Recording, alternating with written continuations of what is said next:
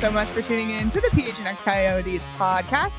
Don't forget to hit that like button, subscribe wherever you get your podcasts. Leave us a 5-star review. I'm Leah here with Craig, and we have a trade to announce. PHNX Coyotes has traded Steve Peters to PHLY Flyers. Another Bill Armstrong steal. In exchange for Charlie O'Connor and future considerations. Charlie O'Connor from PHLY Flyers, welcome to the show. Thank you so much for joining us. It is great to be here. Thanks so much for having me. And I will say, I mean, maybe PHLY is getting the better end of the deal. They're getting someone who was actually in the game, who worked in hockey. I'm just a blogger. I'm a lowly blogger who made his way up into journalism. So honestly, PHLY might be getting the deal here. I don't know. Well, I have a different opinion, Charlie, but we'll get to that in a minute. No, we love Petey. We love Petey. He's just off today. He'll be back tomorrow, but we're really excited to welcome Charlie. And of course, the Coyotes are playing the Philadephia Flyers tomorrow night, Thursday night. And it's two hot teams that are kind of defying expectations of maybe not just everybody, but even us as well. Like, I think we feel pretty shocked about the Coyotes. I'm not sure how you guys are feeling about the Flyers, but yeah, let's kick things off. Let's Craig. get right into it. And any discussion of the Flyers' early success, of course, has to start with a question about our beloved John Tororella, who was an assistant coach here. Over everything. Yeah, he does loom over everything. Torts does. In fact, Torts was displayed in our lobby today as he walked in. Charlie saw Torts right on the screen as he walked in. So let's talk about how do you evaluate his impact on this team a year plus in now, Charlie? I think it's fair to say, and part of this was because last year, Sean Couturier, who would have been the face of the team in the absence of Claude Giroux, they obviously trade Claude Giroux to trade deadline to go.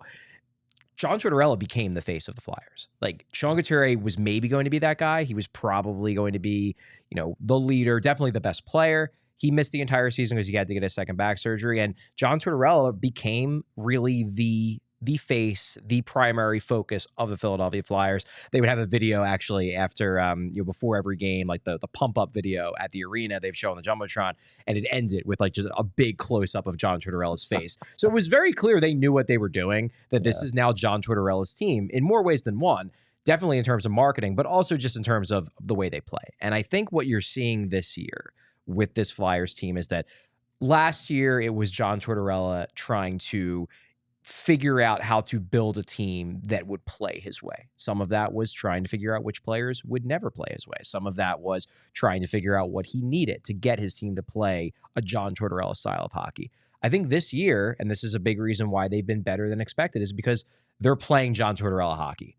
They outwork teams, they check, they take chances, they take risks, but they generally do it in a way that doesn't lose their defensive soundness. Look, and we'll talk about this later on in the show. Yeah. The Flyers have a roster that is not anywhere close to a cup contending roster. But John Tortorella right now, he's squeezing about as much as you can get out of this roster, and that's what he does. Yes, it is. That is what he does, and that's what he's doing this year. Does his persona, and I don't even want to say who he is, because as you've probably discovered, what he puts out publicly isn't necessarily all that's there when you get to know Torts in private. Yeah. But does it fit that city? Is he a good fit for the city of Philadelphia? I think yes. So the short answer is yes, he is. I do think there are some people who wonder if the Flyers would be better served, for lack of a better term, with a worse coach right now in order to get higher draft picks rather than a coach who will make the Flyers better than they actually are from a talent standpoint and get them the 12th overall pick rather than the 3rd overall pick. But if you're talking about in terms of personality, if you're talking about in terms of the way he asks his teams to play, then absolutely. I think if the Flyers can come out on the other side of this and become a contending team with John Tortorella still as coach, I think Philadelphia fans are going to absolutely love John Tortorella. I don't think there will be anybody who dislikes him because he does he's about as old school as a coach can be in 2023. Yeah. Like he has adapted in ways that I don't think he gets enough credit for, but there are certain parts of him that are never going to change. Like he's never going to stop loving fights. He's never going to stop believing that physicality is incredibly important, and that you saw it earlier this week when he was ranting about the Garnet Hathaway hit that was penalized. He got a major, and Torres basically just went on this rant about how players don't know how to take hits anymore, and it's embarrassing, and it's bad for the game. Like that is never going to change about John Tororella. And look, the Flyers obviously have different ages of fans, but they have a lot of fans who either still remember and live through the Broad Street Bullies, or were brought up hearing stories from their dad or their grandfather about the Broad Street Bullies. So that element of physicality, that element of bullying, for lack of a better word, it's very prevalent in the Flyers fan base in terms of what they expect from their teams. And I think John Tortorella, he exemplifies that as much as a coach in 2023 can. Yeah. We're going to dive into a lot more as it comes to the Flyers, but just overall, what would you say is the identity of this team right now? I mean, in truth, it's probably just work ethic. Like that is probably the identity, in that they know they are most nights going to be the lesser talented team on the ice. But their basic point is, we're going to outwork you. And if you're going to beat us, like you can beat us. If we're working really hard, you can still beat us. We have weaknesses. We have flaws in our lineup. But if you're going to beat us, you're going to have to play a good game. And you're not going to just be able to take this night off and then, midway through the second period, pop in 4 goals because we had breakdowns and boom, you exit with a victory. Like you're going to have to work your tail off to beat us, and you're going to have to earn it, because we're not going to hand you anything, and you're going to have to fight for every part of that ice surface. And there's maybe only been 2 or 3 games this year where I came away thinking they didn't work as hard as they could have. The rest of the games, even when they've lost, you could tell the other team, they took their pound of flesh, in other words. Like they made it so that other team really had to get up to a high level to take down the Flyers, because nothing's going to come easy against this team. And I think more than anything else, that is their identity. Was San Jose one of those games? That was one of the San Jose game was definitely one of the San Jose game. I think the Flyers, the first 2 periods, did not show up because they thought it was going to be a cakewalk. And then in the third period, they all collectively realized, oh my God, we might lose to the team that hasn't won. And they tried, but then they ran into Mackenzie Blackwood, who was playing like one of his good games of the year. And he always, for whatever reason, plays well against the Flyers because he was a Devils goalie. Always played well against the Flyers. So that was a game where maybe they thought they could only play 20 minutes, and they were... It honestly was it served as a good reminder to them, because maybe they were getting a little bit full of themselves, and they were starting to think, yeah, we're a pretty good team. Maybe, we don't need to work as hard as Tortorella is telling us we have to work. Well, you lose the San Jose Sharks. It's a pretty quick reminder that, we do have to work hard every single night, or else we're going to get embarrassed. Oh my gosh. This is the low that we can hit if we don't. That's interesting. By the way, the PHLY Flyers show after that game was like, I was laughing out loud. It was very funny. My co-host Bill was very, very angry. Yeah, Bill did a good job, I feel like, speaking on behalf of Flyers fans. We want to ask about Carter Hart, because I feel like there was a lot of talk that he could get traded. He was really, he came into the league pretty hot, had a cold year. Has he been good this year, or just okay? I would say he's been good. I wouldn't say he's been great. And I think for the last couple years, so he had a really, really bad year. Not the pandemic year. He was actually quite good in 2019, 2020. He had that great playoff series against the Montreal Canadiens where he outdueled Carey Price. The next year, he was terrible. And he's been open about the fact that a lot of that, which I think a lot of people can relate to, a lot of that was like anxiety and depression and mental health problems due to the pandemic. Everybody was basically in lockdown. He was going to and from the arena, just going back to his apartment. He got into a rut in his game, and he just kind of spiraled from there. The next 2 seasons, I actually think he played quite well. It's just the Flyers defensively were a mess. Yeah. So they made his numbers look worse than they would have been had he been playing in front of a much more structured and sound team. This year, the Flyers are a much more structured and sound team. I actually think he's probably playing a little bit worse this year than he played in maybe the previous 2 years, even though the numbers look better, because the Flyers are just a better team and he's more or less putting up the same results. That said, recently, he's been quite good. I almost wonder if he's been...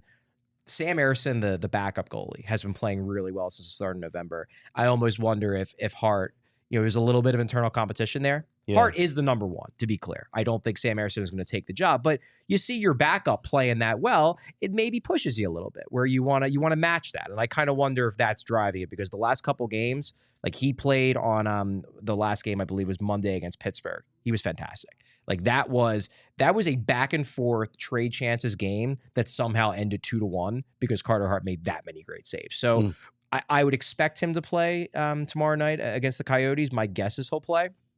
And I would expect if he's the same guy we saw on Monday, he's going to be a tough goalie to beat. Okay.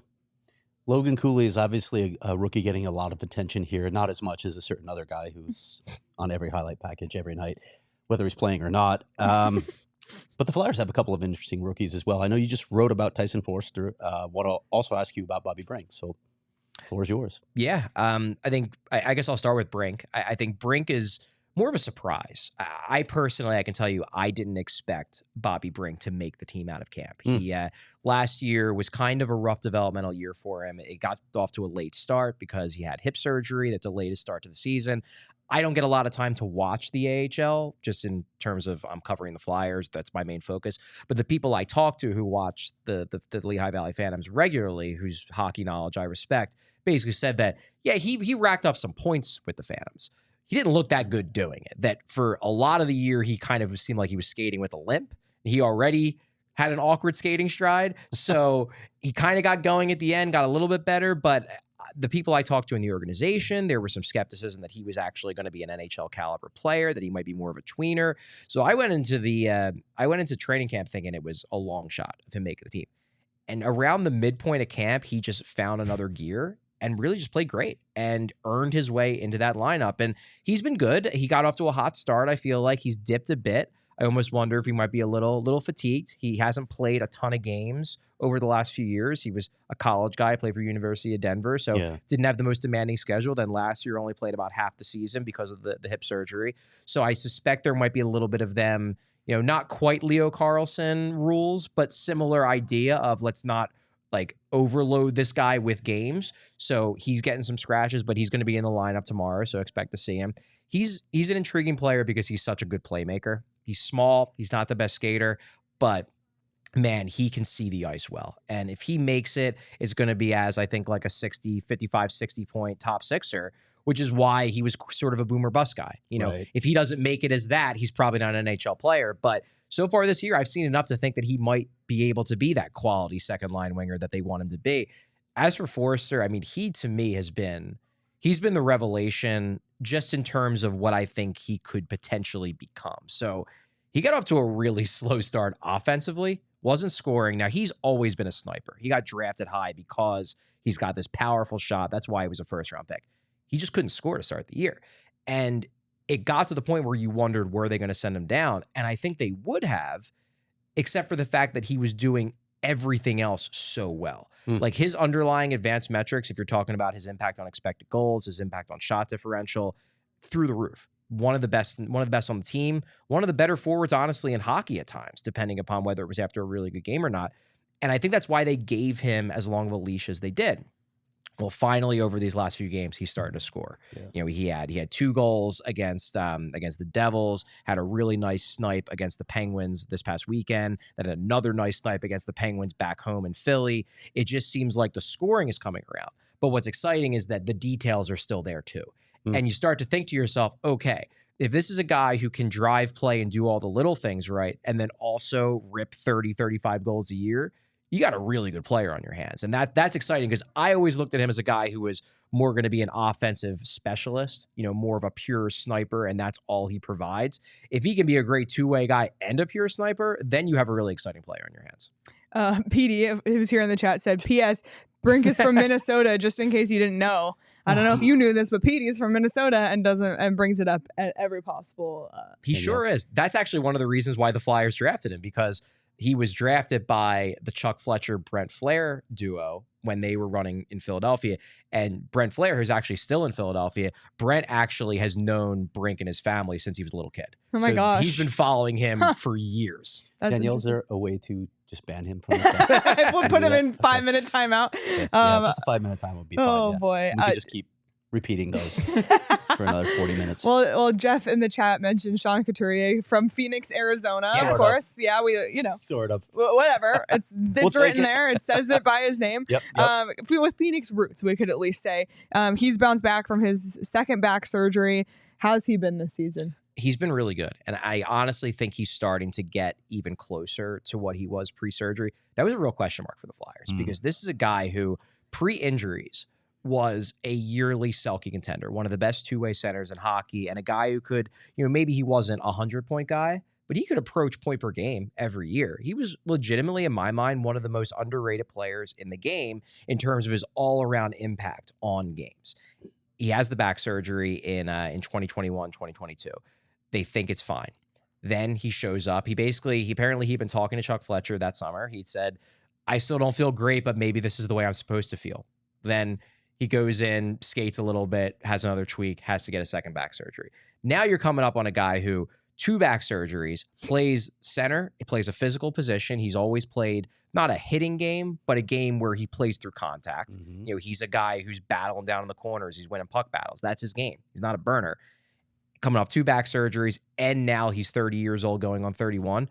I don't think the Flyers had any idea what they were going to get out. And they were hoping he was going to be Sean Couturier again, but they had no idea. He came back, and really from the jump, he's looked pretty darn close to what he was, to the point where you wonder if there's any drop-off, if that might just be because he's 2 years older, not because the back injuries had any impact on him at all. And I mean, I could say from a personal note, like, it's been really nice to see him playing hockey again. I've always really loved his style of play, and he's just a good guy. Like, it's funny you mentioned the Phoenix, Arizona thing. I remember this was years ago. I was on a trip. This was back when the Coyotes were still playing at Hill River, and they lost. They got blown out by the Coyotes for whatever reason. I don't remember the details of the game, but 2 days before, I had asked the Flyers PR guy, can I do a one-on-one with Coots about his Phoenix roots, coming back home and whatnot. Can we do that interview? And the first day, I think like they had to run, so I couldn't do it then. Then before the game, their bus was late. So the Flyers PR guy was like, okay, he'll definitely do it after the game. Don't worry. So they get blown out. And I went up to the PR guy before the game, and I basically said, look, like, they're probably in the worst mood possible after that game. I understand if he wants to do it at the next city. No big deal. And he was like, no, Sean said he definitely wants to do it. He promised he's going to do it. Was it Zach, by the way? Who were you dealing with? It was Zach at the time. Yeah, nice, it was pre-PR guy switch. But interview Coots, and he obviously wasn't in the best mood, but like he put on a brave face. He even smiled a few times, gave me stuff, and it was a story that it turns out like he lived there when he was like 1 year old. Doesn't remember a thing about Phoenix. Doesn't feel any connection with the city at all beyond that he happened to be born there because that's when his father was playing for a minor league team. The Roadrunners, yeah. Exactly, in the area. But it's just one of those things where like he's a good guy. Yeah. He's a guy where it would have been very easy for him in that situation to just say, "Now we lost 5-0, whatever the score was. I have no interest in talking to this guy about a non-story, like literally a story that isn't even really a story." Yeah. And he's a good guy to cover, and it's nice as an observer and someone who covers the team to see him back in form. Yeah, it's probably the Phoenix roots that made him. That's like what that. does it. Of course. That's probably Of right, course. yeah. So we're going to move off personnel after one more question, and we're going to get into some themes that maybe relate a little more to the Coyotes. Okay. But I got to ask you before we move on, what's up with Barrett Hayton's good buddy Morgan Frost? What's happening there? I forgot. Yeah, they played on the same junior team. Yeah, geez. Yeah, that's a whole thing. If I had to say, look, what it really boils down to is that John Tororella has a big voice in this Flyers rebuild. The Flyers have dubbed it the triumvirate. It's John Tororella, the head coach, Danny Briere, the general manager, also a guy with Phoenix roots. Lots of Phoenix we roots. love Danny here. And then Keith Jones, who's the president of hockey operations. That is the triumvirate in terms of decision making. It's very clear that John Tororella is not sold on Morgan Frost as someone who has to be part of this moving forward. Not in the same way that he's sold on, say, Owen Tippett, who is taken in the same draft class as Morgan Frost. He's the same age. Owen Tippett doesn't get scratched. Noah Cates, prior to his injury, he's out 6 to 8 weeks with a broken foot. He was never getting scratched. Morgan Frost is the guy that he scratches when he wants to shake up the lineup, and that's just like the panic button. Okay, what do I do? Scratch Morgan Frost. Morgan Frost, I think, is a good player. Into the final 2/3 of last season, he led the team in scoring. He's got offensive ability. I do wonder if he'll ever be more than like a sheltered third liner on a good team. And I think that might be what Tortorella sees. My thought was the Flyers are rebuilding. The Flyers are trying to figure out what they have in their young guys. This is the perfect year to figure out what you have in Morgan Frost. Give him 82 games. Basically think about it in your head and say, hey, if he can be a 60-point guy, then we'll make a spot for him. If he's a 45-point guy, then you know what? We gave it a shot. We'll trade you away to a team where you can fit better. John Tortorella just doesn't seem to have that same view. His thing is that I think I know this guy doesn't fit, so I am not going to cater to him. If he bangs the door down, if someone gets hurt and he just starts scoring like crazy, I'll make a spot for him. But I'm not going to keep playing the same way like he kept playing Tyson Forrester. Tyson Forrester had no goals through 15 games. Yeah. He kept playing him because he likes Tyson Forrester. He sees Tyson Forrester as a guy who's definitely part of the future. He just isn't willing to treat Morgan Frost that same way. And is it a little unfair to Frost? Yeah, I think he does. He earned better treatment by the way he played last year. But this is what happens when John Tortorella is your coach. John Tortorella has guys he likes and guys he doesn't.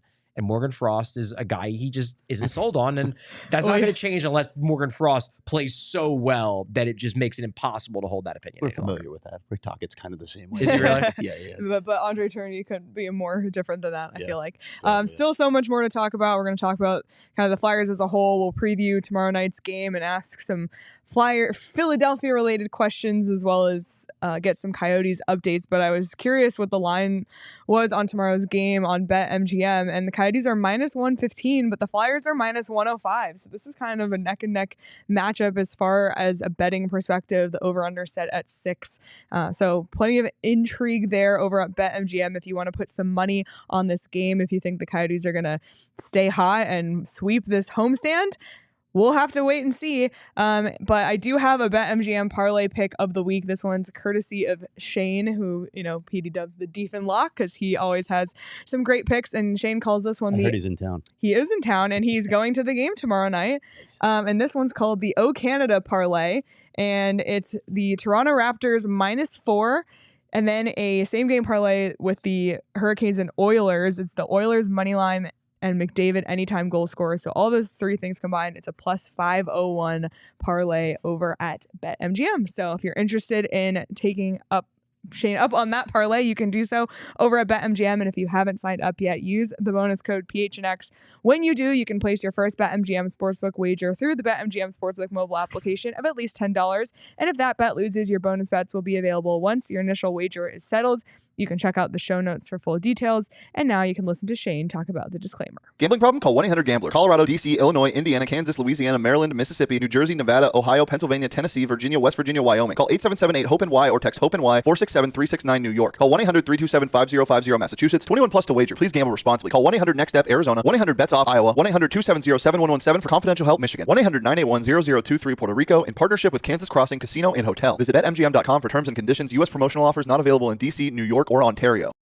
Now, Petey's not here today. He is in the chat. So, Petey, if you're still here in the chat, give us a thumbs up if you're drinking a Wink right now. That would not surprise me one bit because Petey is a huge fan of Wink. It's a seltzer with just a wink of THC, and they're amazing just for like calming down your anxiety. And the best part is you get to experience THC in a drink form, which makes it great if other people are drinking alcohol. And maybe that's that was not really your made thing. for Petey, actually. It really was. We're huge fans of Wink here at PHNX, and we have a phenomenal offer for you because right now, if you buy them online in 12, 24, and variety packs and use promo code PHNX, you'll get an additional 50% off your total order. This is our best promo code by far.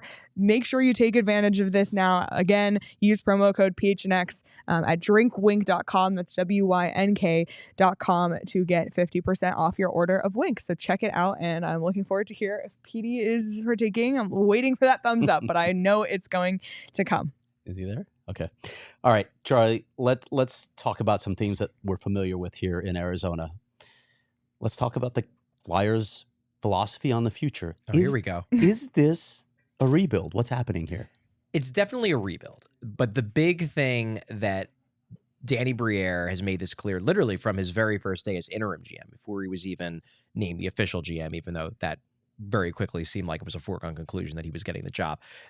It's not a tank. It's a rebuild, but it's not a tank. We're not going to gut this thing. We're not going to go out of our way to try to get a top 3 pick, but we are rebuilding. We are now pivoting our focus towards building for the next great Flyers team, not trying to win as many games as we can this year. So it is a rebuild.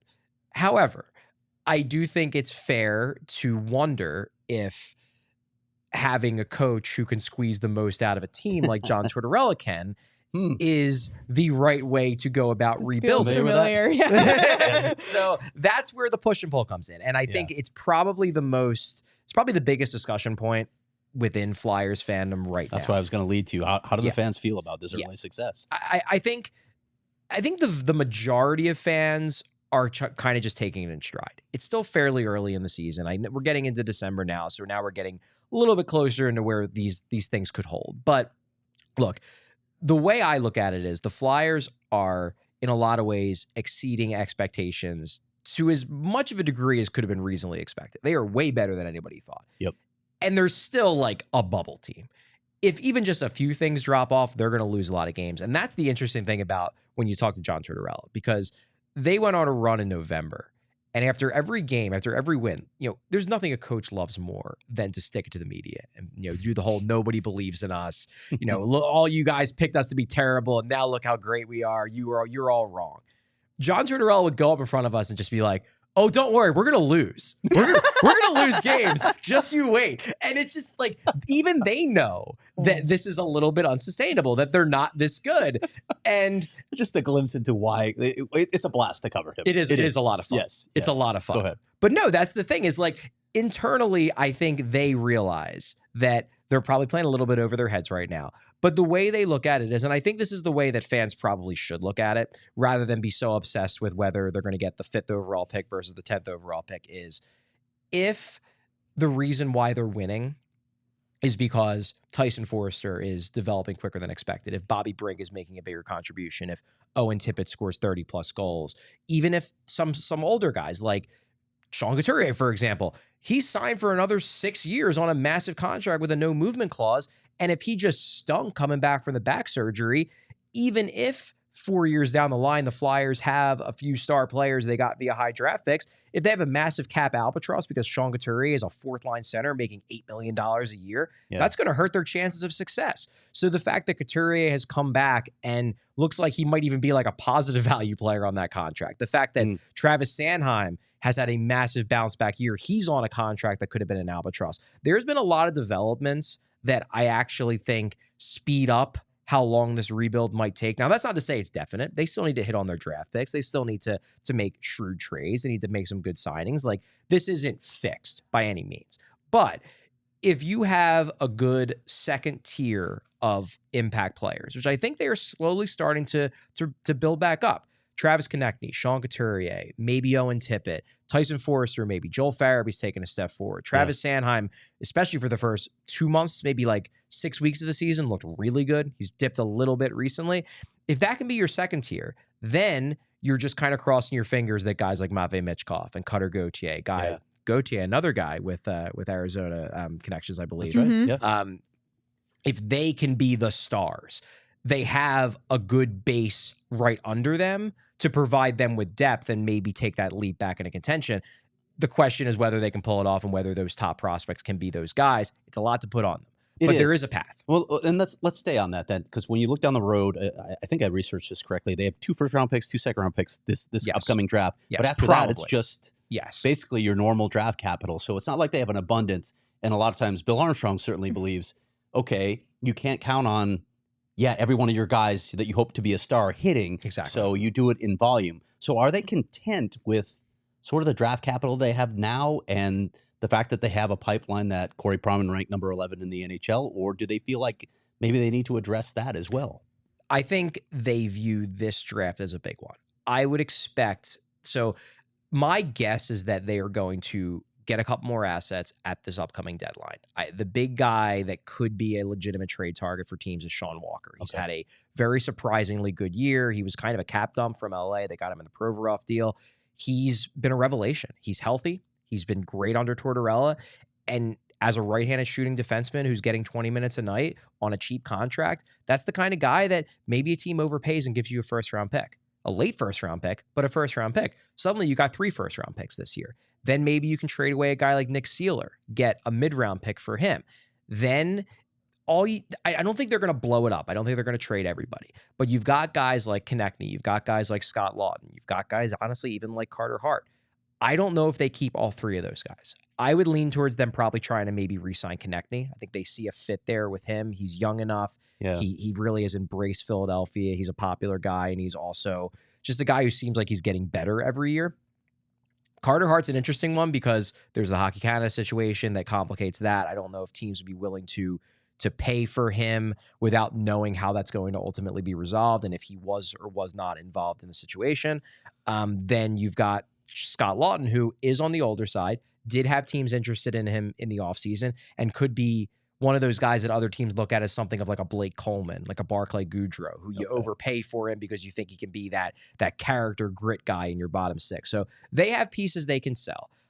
I don't think, as I said, I don't think they're going to blow it up, but I would expect them to get a few more draft pick assets in the coming months, starting with the deadline and then into the summer.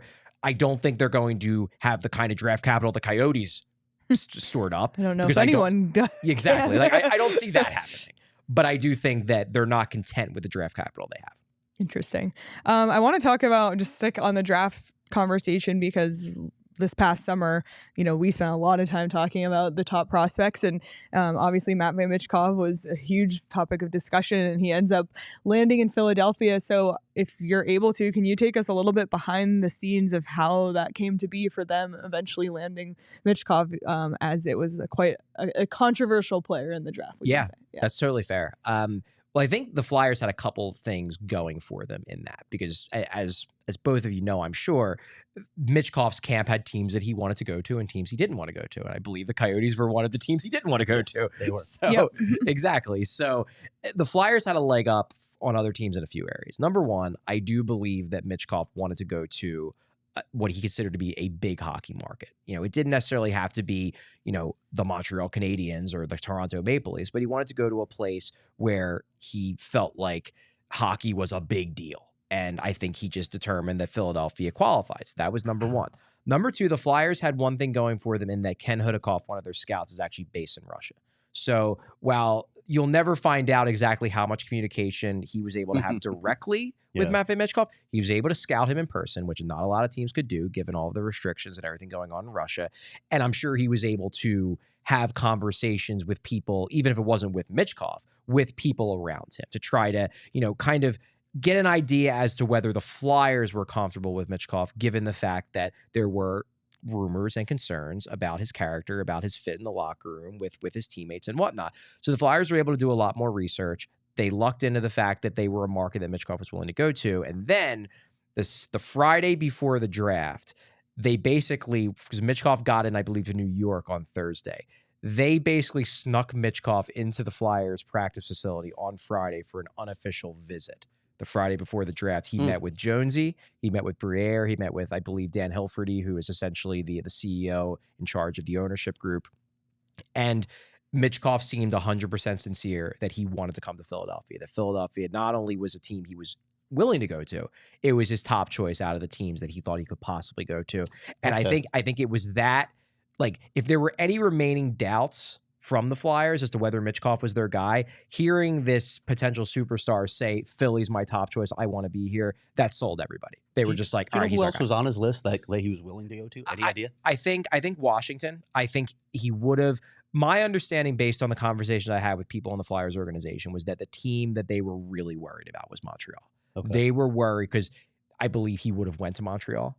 And obviously Montreal was picking fifth. They were picking 2 picks before the Flyers. They were not worried about Arizona for reasons, as you said, that they knew that Arizona wasn't going to pick him. But they knew that if Montreal picked him, that he would have went there. And then they kind of had an idea the top 4 picks were not going to be Michkov, that everybody was pretty much locked in terms of those guys. Montreal was a team that they were biting their nails on. And I think Michkov would have went there, but Montreal went a different direction, and the Flyers have Michkov. Wow, interesting behind the scenes. All right. Go ahead. On the subject of draft, we have to ask you about the Sphere because we just found this out yesterday that the NHL Draft is going to be at the Sphere in Las Vegas. And we're excited because, the Coyotes, they wear their matching outfits. So we saw an early preview of what they're going to be showing at the Sphere this summer. Let's take a look. Yeah, they're going to show, why not? Show the Coyotes brass on the Sphere walking in their matching suits. There's so many possibilities here. I, for one, am excited about the NHL Draft at the Sphere. So I'm curious about your thoughts and also about the NHL's decision to decentralize the draft after this upcoming summer. I mean, I'm pumped to just go to the Sphere. Yeah. It seems so cool. I don't know if it's something where like when you see it, it's less cool than it seems from watching videos, but I'm just excited. I'm intrigued. It'll be fun. I'm glad they're doing it one more time for it to be a big meetup for everybody to come. Look, if you're asking me like what I feel about it, I'm biased. I love the draft as it is. I think it's a spectacle. I think it's unique. It's unique to the NHL. It's fun as a writer to meet up with all my fellow writers and kind of come together and have sort of a summit. I'm not at the Athletic anymore. We always used to have our Athletic Writers Summit, but we'll just have an unofficial Athletic Writers Summit with at a bar, I'm sure. So that's disappointing. Do I get why the NHL is doing it? Sure. I get that ownership, and by virtue of ownership, Gary Bettman, they are short-sighted people who care about the dollar, and this will save the money, and I get that. It was expensive. It's an expensive thing. It was and expensive. This one's going to be really expensive, by the way. Yes, exactly. This is like the last blowout party. So it's very hard for me to separate my own bias from my fans, too. That's the thing that I think about here. Not just the fans. Let's talk about the players. Like, there will be some media there, but it's basically going to be a rights holder media. We're going to have to stay home because we're going to want to be where the brass is. Exactly. I think that's what we're going to do anyway. It's a tough choice. When I covered the NFL, that's what we did. You stay home because you want to be able to talk to the GM and whoever else comes down, and then you get the player on a conference call. Everybody gets the same quotes. Everybody has the same story. Worse yet, for me, aside from the fans missing out on this opportunity, those players, it's a special, special moment. And we saw it when we're talking to players. They get excited. They're excited to talk to all these media members that want to ask them about their career, about their life story. They're not going to get that now. I think that's cheating them a little bit out of their big day. It's a bummer. It's a bummer. And also just the fact, like, I mean, you both, I'm sure, saw it in Nashville, the night after the first round, night after the second round, you'd just see guys just walking around with their jerseys, walking up and down the street. You'd see one of them in a bar. I don't know how they got in, but you see, but seriously, like, it was a really cool atmosphere. And I think that was also really cool for the fans, where you'd be walking down the street and you see a guy wearing, a St. Louis Blues jersey with like the year number. And oh my God, that was that guy they picked with the 20th pick or something. Yeah. It was unique. It was unique to the NHL, and now it's going to be like everything else. One of the few things they got right over other sports, and they're taking it away. Exactly. Oh, it's mind-boggling. Classic. All right. Well, once again, still more to talk about. We have some Coyotes updates. I'll text, I promise. We will get to your super chat. But first, Danielle is going to hand deliver me a lottery scratcher. I think we're searching for something for me to scratch it with so I don't ruin my manicure. All right, here we go. We got a holiday scratcher. So Charlie, we get to do lottery scratchers live on the air here, which is pretty fun. So Arizona Lottery, they have their holiday scratchers, which are great stocking stuffers, by the way. And we're gonna play to win. We've won $2 already. So I'm just gonna go for it. Yes, we split it among the four of us. So we got 50 cents each. So this one's a fun one. We just have to get the present, and then the present is our prize money. So we will see. We could win up to $500 here. But you can buy Arizona Lottery scratchers basically anywhere, including Circle K, Fry's, Walmart, Safeway, wherever. So let's see. We didn't win the other night, but it's okay because they only cost $1. So let's see. We're going to get to Circle K in a minute too, by the way. Yeah, we are. Okay, we did not win again. Totally fine, because we'll play again. Yeah, this week. I'll scratch it next time. Yeah, maybe you'll be better luck. Yeah, we'll try. Is there, like, do you guys keep track of who has the better win percentage in terms of the scratch-offs? You're keeping track of the winnings, right? Yeah, it's not great. For so far. Yeah, we're the only ones that have won anything so far. Okay, well, but you know what? We're having a great time doing it. Yeah, that was so fun. So go out and buy your holiday scratchers today. And as I mentioned, you could buy those at Circle K. So next time you're at Circle K to fill up on gas, swing by and check it out. And by the way, if you haven't joined the Inner Circle yet, I always talk about the gas savings, the 25 cents savings on your first 5 fill-ups, but you can also save 3 cents per gallon every day when you're in the Inner Circle. And they also have just something different every day, like they had free cookie day. You can get buy one, get one. You can just win prizes every day on the Inner Circle app. So just so many extra reasons to join the Inner Circle, and it's completely free. All you have to do is download the Circle K app today. Terms and conditions apply at participating locations. Visit circlek.com for details. All right. Details, that's a word that starts with D. It is. And you know what else starts with D?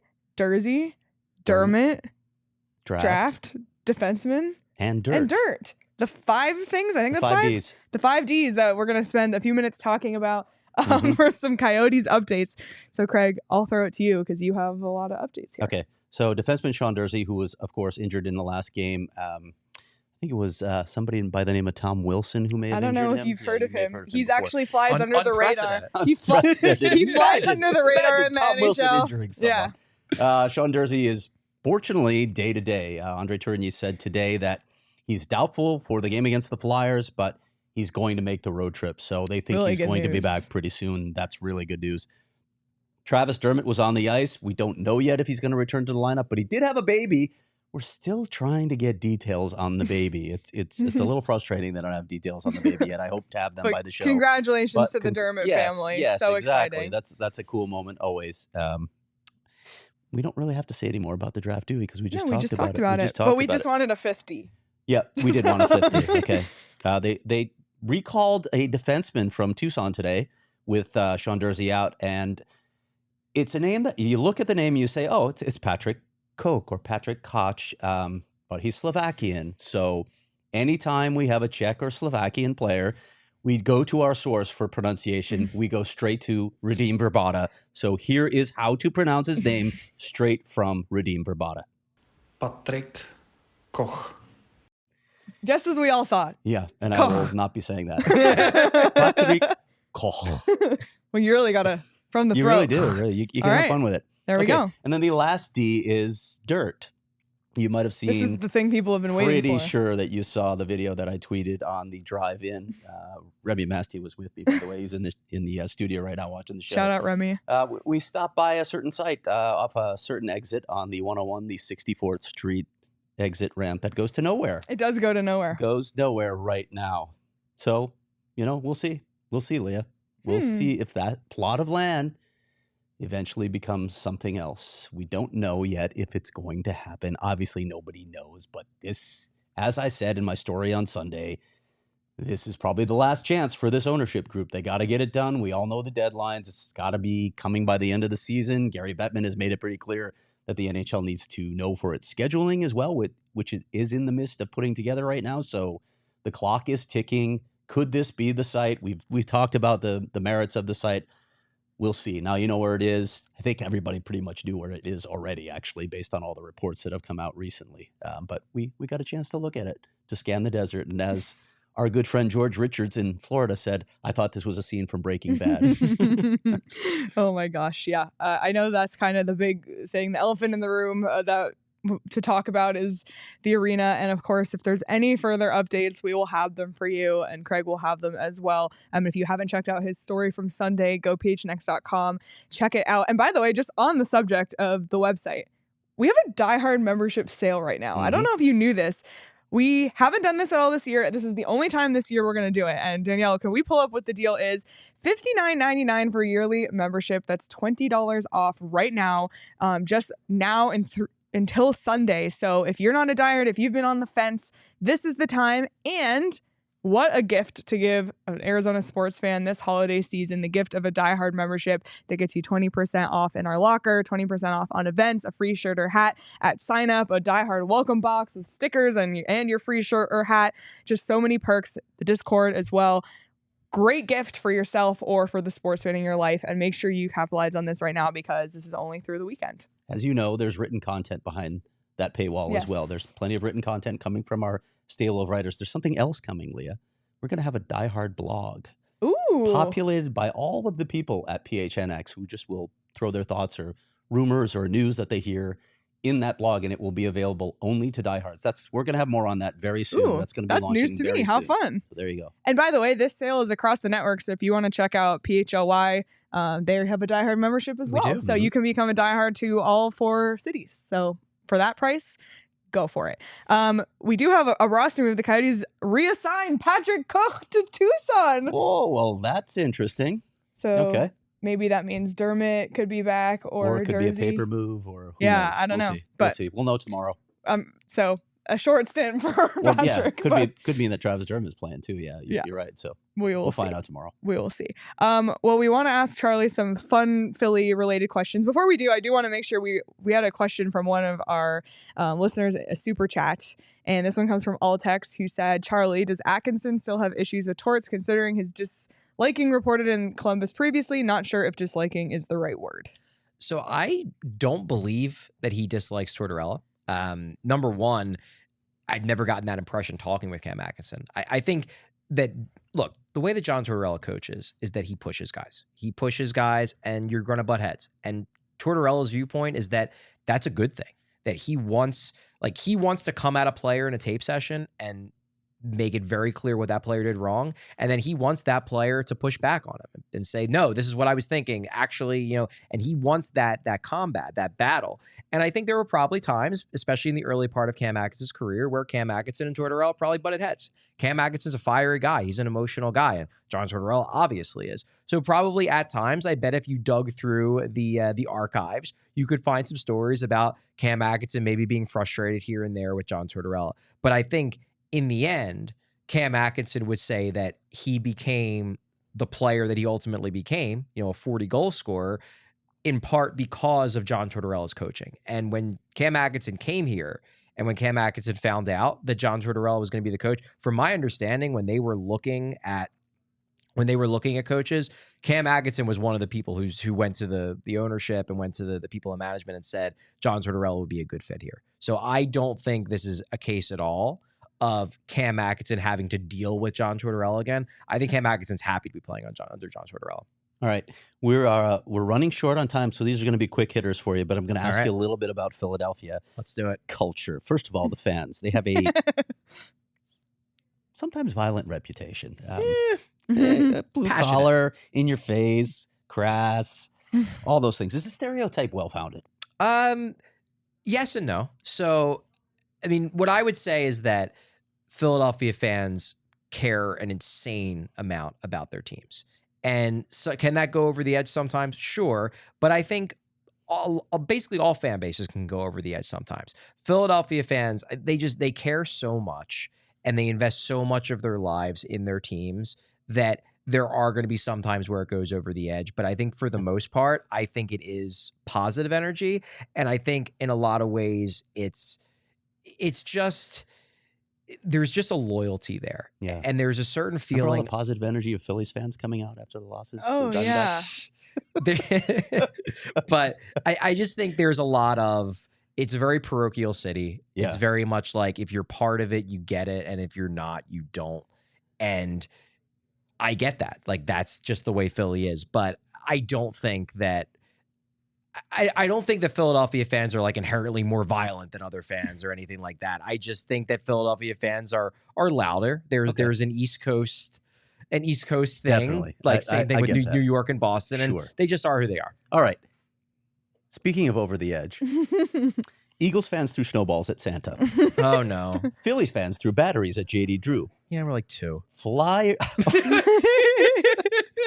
Flyers fans threw light up bracelets on the ice. Yeah, I was there for that one. What's wrong with Sixers fans? Yeah, but what can they throw? You gotta find, Like, talk to me. What's going on there? That's How a come they good haven't followed question. suit yet? That's a really good question. Yeah, Sixers fans, get in the game. What are we doing here? All right, Leah, Oh you're my up. gosh. I'm curious about the current mood about Philly's teams, because honestly, when you take a look across the board, I mean, the Eagles, they made the Super Bowl last year. They're in the contention again this year. The Sixers have the 5th best title odds. The Phillies made it to the NLCS before they lost to the D-backs. Go D-backs.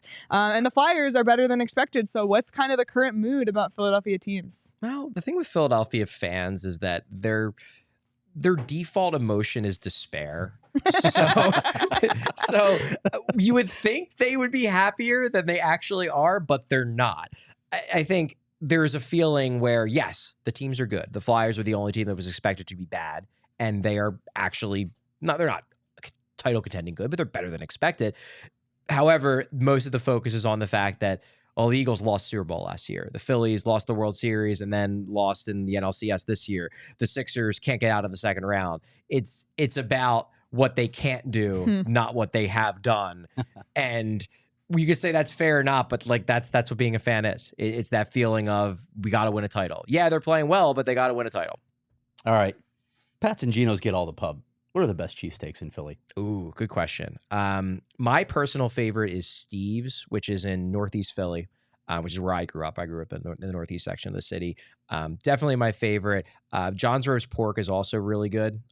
That's probably the one I like the most, that if you're actually visiting Philadelphia to go to a game, so that's close. That's closer to like the South Philly Stadium. So that would be my recommendation if you're in town to watch a sporting event. If you're in town for anything else and you have some time, Steve's is my go-to. All right. No fly. Yeah, we got to ask the question, the most important question. This is like the one that I've been waiting to ask all show. What's Gritty like? Gritty is exactly what you would expect. He is completely nuts. Have you been assaulted by him? I have not. Oh, well, actually, okay. Sorry about that, though. I have not been assaulted. However, at the Flyers charity carnival last season, I volunteered to be in the dunk tank, and I was dunked by Gritty because Gritty threw 3 balls at the target, missed all 3, and then said, screw it, I'm going to run up to the target and drop kick it. So I was drop kick dunked by Gritty. I can say that. Not many people can say that. That's phenomenal. We're Huge Gritty fans. Literally the best mascot in professional sports. So good. There's no competition. We love him. We love Howler, but sorry, Gritty's Gritty's number one. It's Gritty's world. It's hands down. Hands down. Oh man. This has been so much fun. And another place you can have fun is Gila River Resorts and Casinos. If you haven't been, I just went to a Wild Horse Pass recently for a Cardinals watch party. Amazing casino. They have great restaurants in there, food. It was beautiful. As I mentioned, they have a kachina on the craps table. What more can you ask for? So you do you at Gila River Resorts and Casinos. You can visit playatgila.com for more details. Also, great staycation spot, especially this time of year. The weather is nice, or for those who are visiting from out of town, you can stay at Gila River Resorts and Casinos. They have locations all over the valley, so check it out. And last but not least, it's December. It's 80 degrees. Charlie, I hope you packed your Shady Rays because it's sunny here. It's like not a cloud in the sky as I look out the window. Shady Rays, we love. Are we going to have a new spokesperson, by the way? Do we dump Jason Demers? No, Jason. Is it going to be Jordan Schmaltz now? I don't know, but JD Rays just flows off the tongue, and we know that he is the number one spokesperson of Shady Rays. He loves his Shady Rays, so check them out. Also, a great holiday gift for yourself or all the people you're gifting for. And right now, for our listeners, Shady Rays is giving out their best deal of the season. Go to shadyrays.com and use code PHNX for 50% off 2 or more pairs of polarized sunglasses. Try for yourself the shades rated 5 stars by over 250,000 people. Well, before we let you go, the Suns show is literally staring us down because they're next. But they get physical too. I'm just curious, very quickly, like before we wrap up, what do you guys expect for tomorrow? Do the Coyotes continue? Do they sweep the homestand? Do the Flyers come in and spoil it? What are your predictions for tomorrow night? I mean, they've only had one other 5-0 homestand in their entire history in the Valley. I tweeted that this morning, and it would be so Coyotes, wouldn't it, to lose this game? Oh yeah. Beat all the previous Cup champs and then lose those. I was going to say, but it's not like it's a bad team that they're losing to. No, It was a good team this year. I was going to say, do you think this team, because you obviously know way more about the Coyotes than I do you think this team is prone to, after beating all those high-end Cup contenders, to overlook the Flyers? It's hard to say because I can't even say this early in the season with all the changeover on this team whether I know their identity yet. What I do know right now is Connor Ingram's playing lights out in goal. He's just been absurdly good. I'm going to have a story on him tomorrow, actually, that dives into that in a little more detail. But I don't know. What are you seeing from the Flyers recently in this recent stretch? Well, I think I could theoretically see this being a little bit of a letdown game, a little bit, just because they just finished up a run of 8 straight games against division rivals. They just played 2 straight games against their biggest rival, and the Pittsburgh Penguins swept that home and home. This is a game where I saw them overlook the San Jose Sharks. I do wonder if they might overlook the Coyotes, especially knowing they got to go to Denver in 2 days, 2 days after to play the Colorado Avalanche. If I had to bet, I would bet they lose this game. I just think the Coyotes are rolling right now, and they're riding the vibes. I don't think the vibes are quite at the same level for the Flyers, but that's why I was asking you if you thought that they might overlook the Flyers, because to me that would flip my opinion if the Coyotes are a team that gets up to play against the real good teams and then falters when they play against a team that maybe doesn't have that same reputation. This is a getaway game, and they've got Boston and Pittsburgh, 2 buildings where they historically play really poorly coming up on this next 3-game road trip. So I would imagine they'll be dialed in for this one. They've had 2 days off, so they should be pretty focused. Well, should be an interesting one. We're excited, and we'll be live tomorrow night on the PHNX Sports YouTube channel to break it all down. So be sure to subscribe to PHNX Sports on YouTube. And if you're listening on audio or prefer to listen on audio, you can subscribe wherever you get your podcast, and be sure to leave us a 5-star review. You can follow us on Twitter. I'm at Leah Merrill, at Craig S. Morgan, at CharlieO_Conn, CONN. I had to look it up. And of course, you can follow at PHLY Flyers to follow along with those guys, and follow us at PHNX Coyotes. Thank you again, Charlie, for stopping by. It's been great to have you. And everybody, enjoy the rest of your Wednesday, and we'll see y'all tomorrow. We all silly like the mayor.